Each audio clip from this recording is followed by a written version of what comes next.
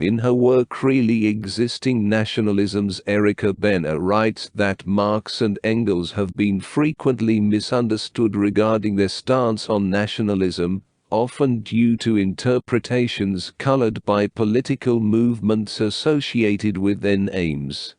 She aims to disentangle their authentic ideas from these misconceptions. Benner challenges Lenin's assertion that Marxism cannot be reconciled with nationalism, arguing that this view misinterprets Marx and Engels. Similarly, she critiques contemporary scholars like John Schwartzmantel who align with Lenin's interpretation.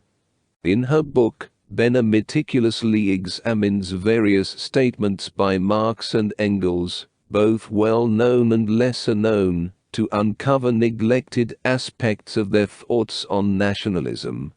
She argues that their views were more positive and nuanced than commonly assumed. However, she acknowledges the challenges in this endeavor, noting that Marx and Engels' writings are not always straightforward and sometimes require reinterpretation. For instance, she critiques their 1879 joint statement emphasizing class struggle as the primary driver of history, labeling it as overly doctrinaire. Benner suggests that such passages should not be taken too rigidly, and provides other quotations revealing a more flexible perspective, consistent with her argument. While Erika Benner presents compelling arguments regarding Marx and Engels' stance on nationalism, it is essential to recognize that Marx was fundamentally a communist and a proletarian revolutionary. His position on nationalism was often shaped by his commitment to the proletarian revolution and the interests of the working class.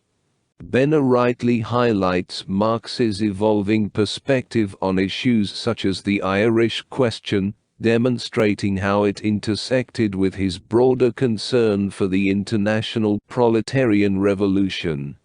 However, it's crucial to acknowledge that Marx and Engels viewed nationalism primarily as a bourgeois ideology incompatible with the proletarian position. In some cases, such as with the Czechs, they even denied certain emerging nations the right to exist, considering them counter-revolutionary. This perspective was not rooted in anti-Slavic racism, but rather in their understanding of class relations, particularly the role of the peasantry in the transition from feudalism. In Marx's vision of history as a story of class struggle, there was no provision for the emergence of modern nations from peasant populations, speaking languages like Czech or Slovak. Benner's interpretation may downplay these aspects of Marx's thinking, which are essential to understanding his ideology accurately. Moreover, Benner's portrayal of Marx's views on the division between state and civil society may oversimplify his position. Marx aimed to abolish both the state and civil society, viewing them as instruments of class domination rooted in private property. Thus, while Benner's analysis sheds light on neglected aspects of Marx and Engels' thoughts on nationalism, it's important to maintain a nuanced understanding of their broader ideological framework. The concluding chapter of Erika Benner's book, intriguingly titled The Revenge of Nations, 1870, surprisingly focuses on contemporary questions, rather than delving into the treatment of nationalism by communist regimes between 1917 and 1989–1991.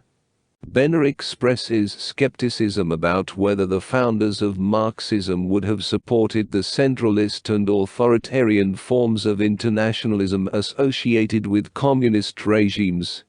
She emphasizes Marx's anti-authoritarian stance in politics, contrasting it with the authoritarian nature of really existing communism.